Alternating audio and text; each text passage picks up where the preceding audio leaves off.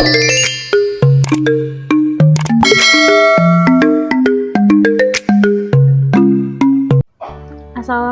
warahmatullahi wabarakatuh. Perkenalkan, nama saya Putri Nadila. Saya perwakilan dari kelompok 1 yang akan mempresentasikan bisnis perekonomian.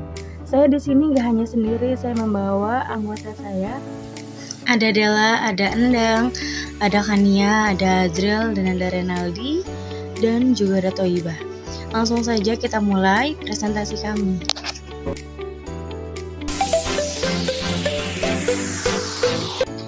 Pengertian bisnis.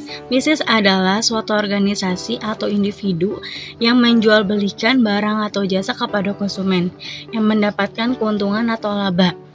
Di sini ada dua jenis yang diperjualbelikan, yaitu ada jasa dan ada barang. Contoh barang itu seperti kayak bangku, telepon, sofa, kendaraan, dan lain-lain.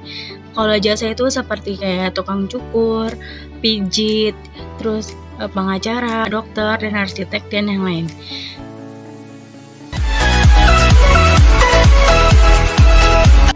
Memahami lingkungan bisnis. Lingkungan bisnis merupakan kondisi yang terjadi di sekitar bisnis atau perusahaan yang dapat mempengaruhi laju usaha tersebut. Lingkungan bisnis sendiri bisa terbagi menjadi dua, yaitu internal dan eksternal. Internal sendiri sesuatu hal yang berada di dalam lingkungan bisnis seperti entrepreneur, manager, worker, dan customer. Eksternal sendiri sesuatu hal yang berada di luar lingkungan bisnis seperti ekonomi, politik, demografi, sosial, kompetitif, global, dan teknologi.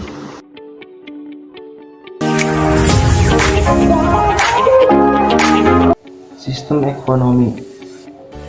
Sistem ekonomi adalah seluruh tata cara yang digunakan dalam mengkoordinasikan perilaku masyarakat, mencakup produsen, konsumen, pemerintah, bank, dan lainnya dalam menjalankan kegiatan ekonomi. Di dunia saat ini setidaknya ada 4 sistem ekonomi yang dipakai di dunia. Yang pertama yaitu kapitalisme. Nah, sistem ekonomi kapitalisme ini adalah sistem yang memberikan kebebasan penuh pada semua orang untuk melakukan kegiatan ekonomi untuk memperoleh keuntungan.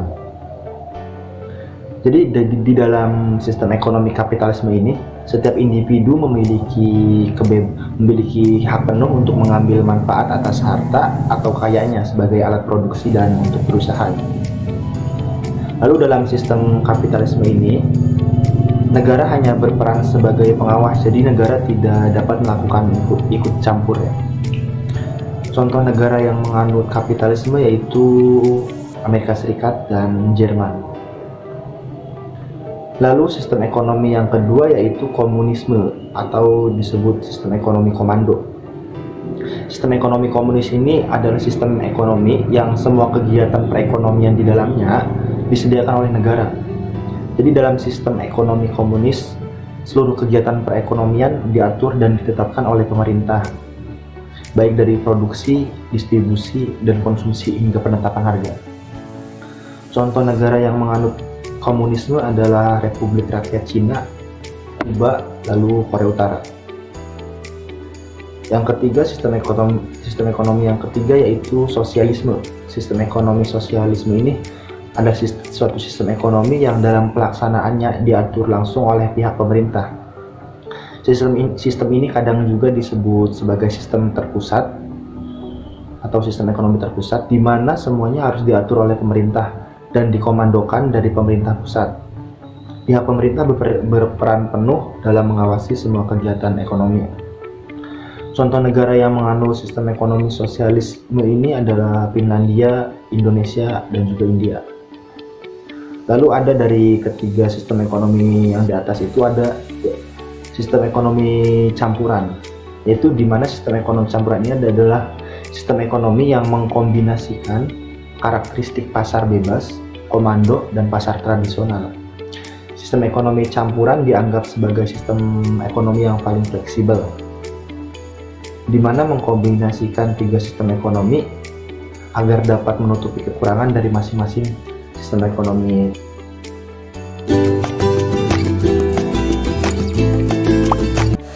Selanjutnya ada ruang lingkup bisnis. Di dalam kegiatan bisnis memiliki ruang lingkup yang luas, namun ruang lingkup bisnis tersebut dapat dikategorikan menjadi 3 kegiatan. Yang pertama ada produksi. Kegiatan produksi adalah kegiatan yang dijalankan untuk mengolah bahan baku atau sumber-sumber yang tersedia untuk memproduksi produk yang memiliki nilai guna yang lebih tinggi. Pihak yang dapat melakukan kegiatan produksi tersebut sering disebut dengan produsen. Yang kedua ada distribusi. Kegiatan distribusi adalah kegiatan dalam menyampaikan atau mengirim barang jasa dari produsen kepada konsumen atau pemakai ketika barang tersebut dibutuhkan. Pada dasarnya, kegiatan distribusi dapat meliputi sebagai berikut. Yang pertama, ada pemindahan bahan baku dari supplier ke tempat awal produksi. Yang kedua, penyimpanan bahan baku hingga menjadi barang jadi. Yang ketiga, proses pengemasan produk, pengendalian atau persediaan barang jasa. Yang keempat, pengiriman barang atau jasa kepada konsumen. Yang ketiga ada konsumsi. Kegiatan konsumsi adalah kegiatan pemanfaatan dari nilai guna barang atau jasa untuk memenuhi suatu kebutuhan. Seseorang yang sering melakukan kegiatan konsumsi sering disebut dengan konsumen.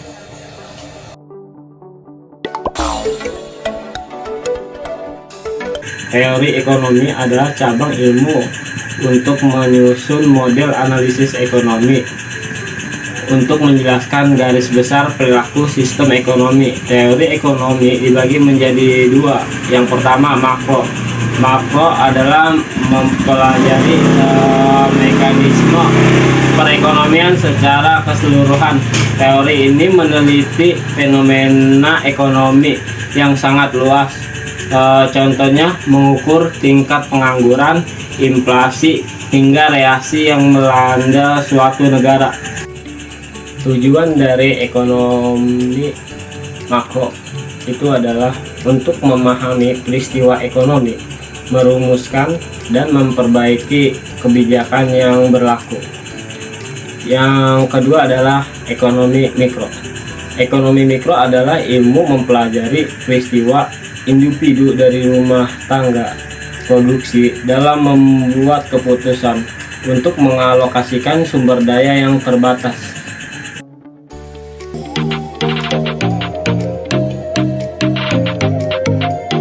Ruang lingkup ekonomi makro.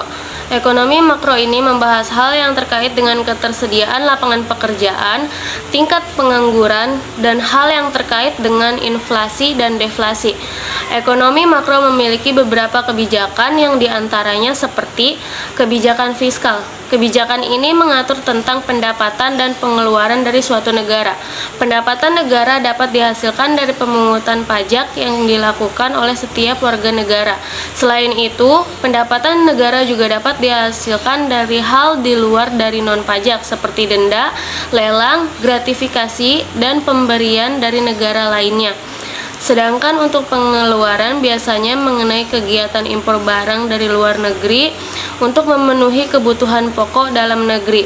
Kebutuhan negeri yang dibutuhkan biasanya kebutuhan yang memang sulit untuk diproduksi oleh negara, sehingga akhirnya negara tersebut melakukan impor barang.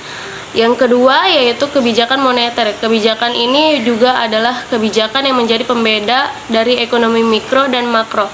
Kebijakan moneter ini adalah kebijakan yang memiliki fungsi untuk mengukur sebanyak apa dana yang dikeluarkan oleh bank sentral yang ada di Indonesia terhadap masyarakat Indonesia. Jika terjadi perputaran uang yang semakin banyak tentunya akan mempengaruhi perputaran uang yang semakin banyak dan akan berpengaruh pada tingkat inflasi, sehingga menyebabkan harga suatu produk menjadi lebih tinggi. Sebaliknya, apabila perputaran uang semakin kecil, maka harga dari suatu produk yang ditawarkan relatif lebih murah, atau yang sering disebut dengan deflasi. Kebijakan inilah yang memiliki peranan cukup penting dalam kehidupan masyarakat untuk pertumbuhan ekonomi suatu bangsa. Karenanya, dengan mempelajari ilmu ekonomi tentu akan sangat membantu dalam kegiatan sehari-hari. Yang ketiga yaitu kebijakan segi penawaran.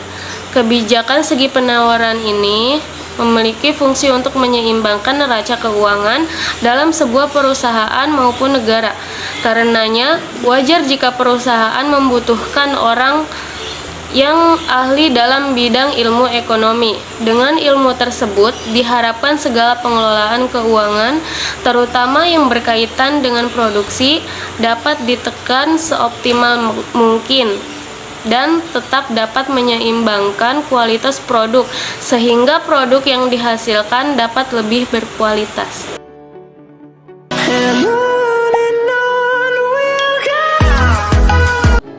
Badan Pusat Statistik mencatat pada bulan Februari 2021 jumlah angka pengangguran sebesar 6,26%. Diprediksi angka pengangguran semakin meningkat karena dampak pandemi COVID-19 di tahun 2020 sampai 2021, yaitu sebanyak 1,62 juta jiwa.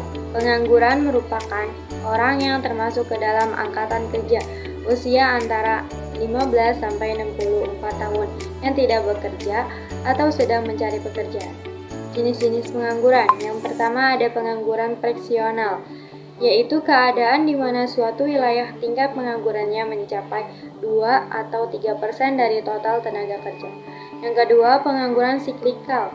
Dalam dunia industri, tidak selamanya permintaan akan produksi selalu tinggi.